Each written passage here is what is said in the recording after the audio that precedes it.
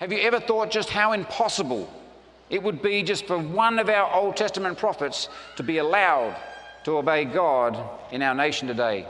Consider the scenario of Noah trying to achieve the rescue of America from pending flood.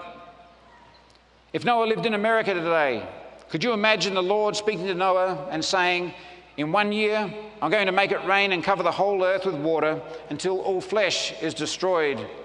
But I want you to save the righteous people and every kind of living thing on the earth. Therefore, I'm commanding you to build an ark." And in a flash of lightning, God delivers the specifications for an ark. And in fear and trembling, Noah takes the plans and agrees to build the ark. "Remember," said the Lord, "you must complete the ark and bring everything on board within 1 year." Exactly 1 year later, fierce storm clouds cover the earth and all the seas of the earth erupt into a tumult. And the Lord looks down and sees Noah sitting in his front yard weeping. "Noah," he shouts, "where is the ark?" "Lord, please forgive me," cries Noah. "I did my best, but there were some big problems. First, I had to get a permit for construction and your plans did not comply with the codes. I had to hire an engineering firm and redraw the plans. And then I got into a fight with Occupational Health and Safety Commission over whether or not the ark needed fire sprinkling system and flotation devices. And then my neighbour objected, claiming that I was violating zoning ordinances by building the ark in my front yard.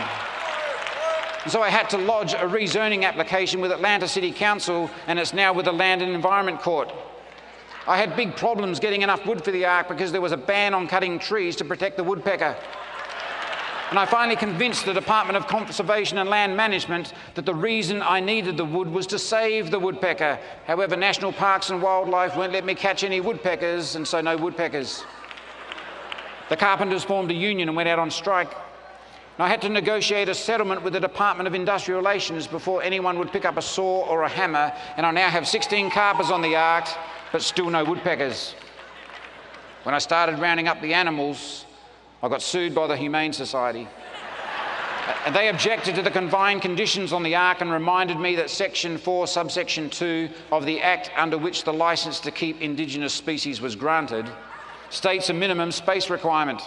And just when I got the suit dismissed, the Environment Planning Authority notified me that I could not complete the ark without filing an environmental impact statement on your proposed flood. And they didn't take too kindly to the idea that they had no jurisdiction over the conduct of the creator of the universe. And then the Department of Land and Water Conservation demanded a map of the proposed new floodplain, and so I sent them a complete set of Thomas Brothers directories. And right now I'm trying to resolve a complaint filed with the Equal Employment Opportunity Commission that claimed that I'm practicing